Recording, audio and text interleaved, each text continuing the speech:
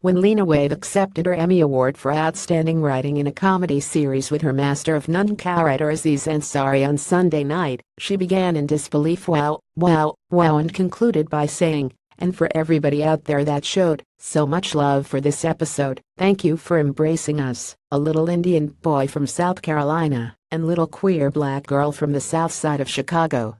We appreciate it more than you could ever know." Master of None is a show filled with personal stories culled from its writer's own experiences, but no episode felt more personal than last season's Thanksgiving. Spanning several Thanksgivings over several decades, the episode follows Denise, played by Waithe, from youth to adulthood as she grapples with her sexuality, eventually coming out as lesbian to Aziz Ansari's Dev, and, in a particularly difficult conversation, her mother, played by the brilliant Angela Bassett. The episode is a powerful depiction of Waithe's own coming out to a household of headstrong, black matriarchs. So at the Emmys, when Waithe became the first black woman to win in the category of comedy writing, she was also the first to be nominated. It was a breakthrough moment, not only for her, but for so many others whose work and whose stories the industry so often overlooks. I was concerned that the moment was not just about me, because it was so much bigger than me, she said yesterday afternoon from Los Angeles.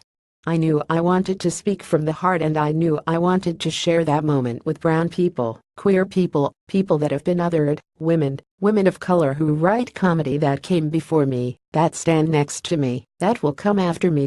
Given the episode's impact and resonance, it's hard to believe that this is a story Waithe never thought she would tell.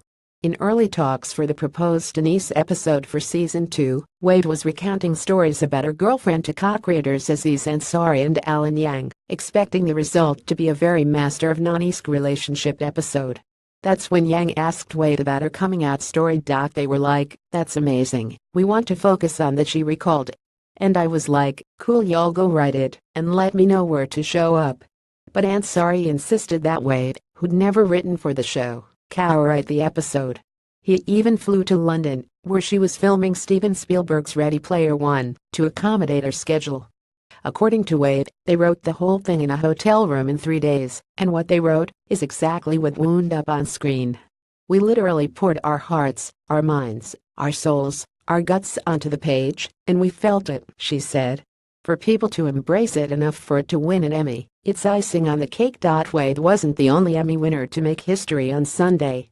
Sterling K. Brown became the first black actor to nab a statue for Outstanding Lead Actor in nearly 2 decades for his performance in This Is Us. Donald Glover became the first African American to win for directing a comedy, and Riz Ahmed became the first South Asian man to win an Emmy for acting.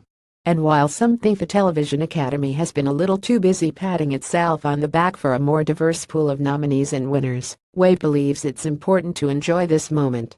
"I think we should celebrate it, and we should give the Academy a little bit of credit, because that's where the change happens," she said, adding, "But I do think we as a business still have to keep working and not say, 'That's cool, we'll always go to Lena for this.'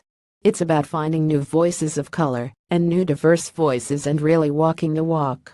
There are a lot of Donalds, there are a lot of Sterlings, and there are a lot of mess out there."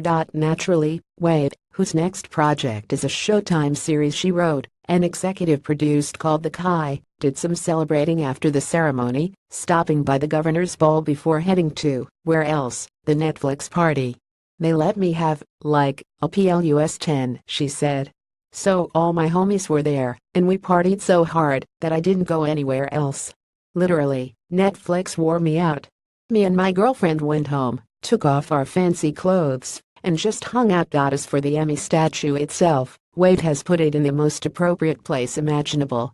"Right now it's in my office, sitting on a shelf next to a sketch of Beyonce. Related Emmys 2017, the show's 9 most surprising moments.